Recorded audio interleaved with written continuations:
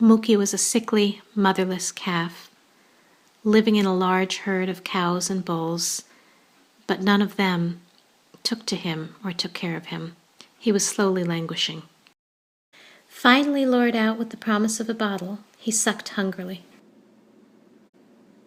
Mookie's mother had been sold to slaughter days after he was born, leaving him without any chance at all for survival.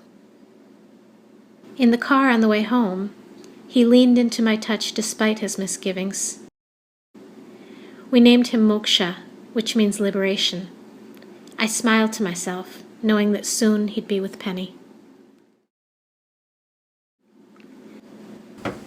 He was less than half the size he should have been, stunted from malnourishment and trauma. His red coat was lackluster, with big patches of hair missing along his bony spine. Fleas and lice crawled over him, while flies painfully bit at his exposed wounds. Manure encrusted his tail. He was little more than a skeleton, every bone clearly visible.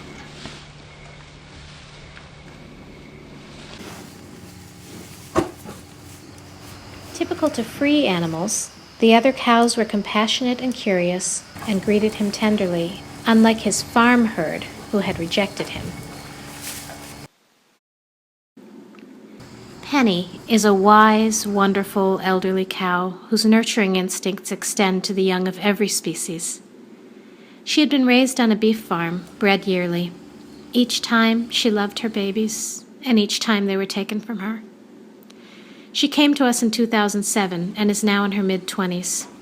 Of course we would still bottle feed the baby, but she could provide motherly love. Finally, Penny would have a baby she could keep, and Mookie would have all of the love he so needed.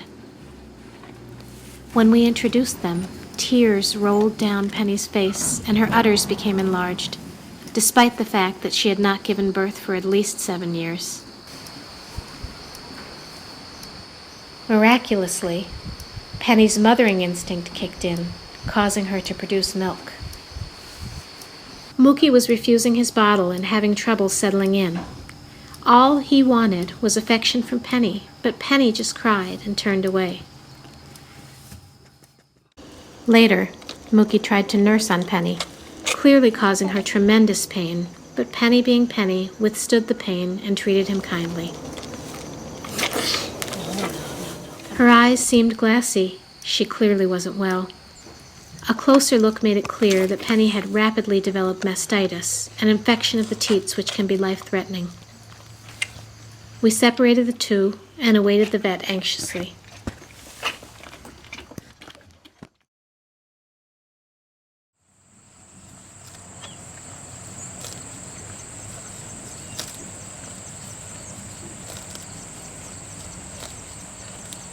When Dr. Elena arrived, she was all business. Penny's condition was advancing far too aggressively, and we had to act fast. I sighed as life-saving medication was administered IV, not knowing that the worst was yet to come. When the udder gets swollen and hot like that and painful, it's called a hot mastitis, and it's very serious. So it's good we got out here and treated her right away. She's still not out of the woods yet. We'll know by tomorrow pretty much whether she's going to improve or not. But we treated her in the vein with antibiotics that will penetrate into the udder, and we also treated her in the udder, and gave her a little something for her fever and the inflammation and swelling. So I think she's a good old cow, and this will be her best shot, and we'll just have to give her a lot of TLC now and see how she does. We moved on to treat the calf, whose numerous health problems also required urgent care. Crouched beside him on the ground, we conferred on the best course of treatment, discussing the pros and cons of our options.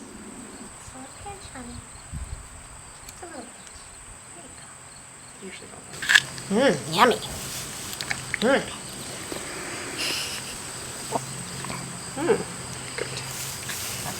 Yeah, he ate a lot of grass since then, though. Okay. Suddenly, Penny was looming above us, unsteady on her feet, eyes unfocused, and saliva pouring from her mouth. She was hyperventilating, her heart was pounding, her fever skyrocketing, and her udders strangely, excessively expanding. Everything had taken its toll on Penny. Fortunately, Dr. Elena knew what to do. Penny lived. Mookie lived.